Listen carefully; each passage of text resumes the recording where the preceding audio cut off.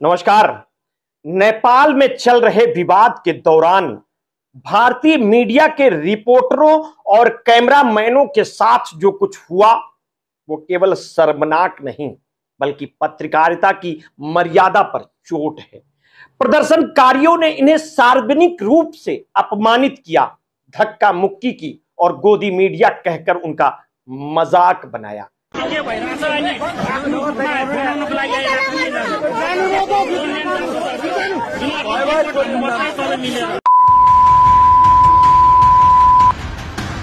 Your support में हम आपके सपोर्ट में I don't want to support.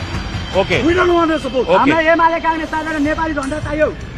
Okay. We don't want support. कई रिपोर्टर इतने डर गए कि पानी पानी हो गए और अपने पेशेवर आत्मसम्मान को संभालना मुश्किल हो गया।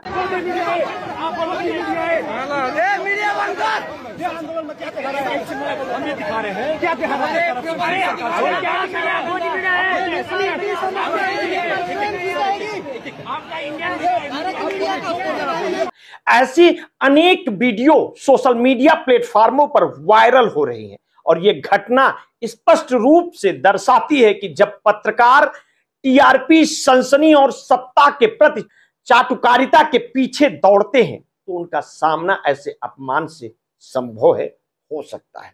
नेपाल में हिंसा और अराजकता के बीच कई भारतीय चैनलों के रिपोर्टर और कैमरामैन मौके की नजाकत को भूलकर रिपोर्टिंग में जुटे रहे।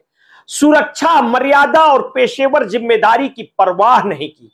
जनता ने उनकी इन बेशर्मी को बर्दाश्त नहीं किया और उन्हें स्पष्ट संदेश दिया कि टीआरपी और सनसनी के पीछे भागना केवल अपमान की राह खोलता है और आप जो करते हैं वो अपने देश में करिए, हमारे यहां मत करिए। और अपने यहां की हालात तो जग जाहिर है। कई बड़े टीवी चैनलों के एंकर, जैसे उदाहरण मात्र के लिए अमीश देवगन, चित्रा त्रिपाठी, सुधीर चौधरी, अर्णव गोस्वामी, अंजना ओम कश्यप, श्वेता सिंह, रूबिका लियाकत और सौरभ द्विवेदी, ये नया नाम जुड़ा है, सत्ता के प्रति अपनी चाटुकारिता में इतने डूबे रहते हैं कि अगर कोई बड़ा सत्ता का नेता अपने जूते में जहर लगाकर दे दे तो ये बेचारे चाट चाट कर मर जाना पसंद करेंगे, लेकिन ईमानदारी से अपना काम करना इन्हें कभी रास नहीं आएगा।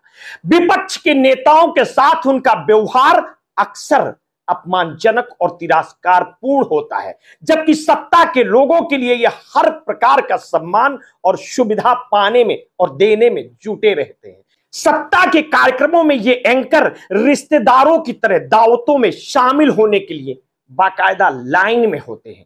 वहां जो सम्मान पाते हैं और पत्रकारिता की मर्यादा को भूल जाते हैं, ये किसी से छिपा नहीं है।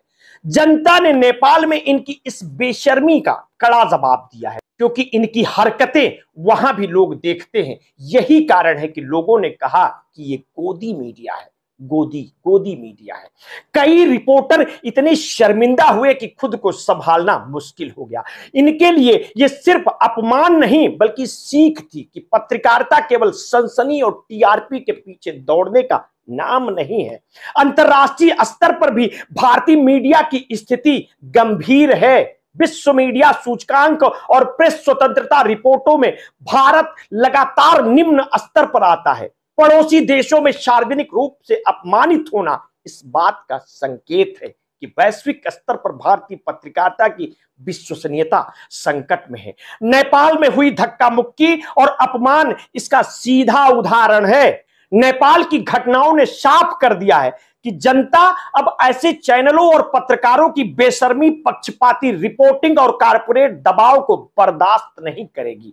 सत्ता के प्रति चाटुकारिता और विपक्ष के प्रति अपमानजनक रवैया पत्रकारिता की मूल जिम्मेदारी को पूरी तरह कमजोर कर देता है। और अब वक्त आ गया है कि ये चैनल और पत्रकार केवल टीआरपी और सनसनी के पीछे भागना बंद न करें तो इन्हें भी हर कदम पर जनता को बेइज्जत करते हुए इनको इनकी जिम्मेदारी का एहसास कराया जाना चाहिए। सत्ता को रिश्तेदार की तरह दिखाना और विपक्ष को अपमानित करना जब तक ये ना छोड़ दें, जनता के प्रति जवाबदेही निष्पक्ष रिपोर्टिंग और मर्यादा को प्राथमिकता देने पर इन्हें विवश करें, अन्यथा नेपाल जैसी घटनाएं और बढ़ सकती हैं और भारतीय मीडिया की अंतर्राष्ट्रीय छवि लगातार कमजोर होती जाएगी। इस बात का ध्यान रखें। नेपाल की जनता ने दिखा दिया है कि अगर पत्रकार और चैनल अपनी जिम्मेदारी भूलते हैं तो उन्हें सार्वजनिक रूप से ऐसे ही अपमान का सामना करना पड़ सकता है। यह घटना हमें याद दिलाती है कि पत्रकारिता केवल खबरें चलाने का व्यवसाय नहीं बल्कि सत्य, निष्पक्षता और जनता के भरोसे का पेशा है। वैसे आप गोदी मीडिया के बारे में क्या सोचते हैं? अपनी प्रतिक्रिया हमें वीडियो के कमेंट बॉक्स में अवश्य दीजिएगा। आपने अगर अभी तक हमारे इस चैनल को सब्सक्राइब नहीं किया है तो तत्काल कर लीजिए। बेल आइकन दबाना बिल्कुल ना भूलिए। अपने स्वास्थ्य के प्रति सचेत रहिए, सजग रहिए और हाँ, आपने कभी भी कोरोना वैक्सीन लगवाई है तो समय समय पर ब्लड प्रेशर की जांच अवश्य कराते रहिए। अपना ध्यान रखिए। बहुत बहुत धन्यवाद। साधुवाद।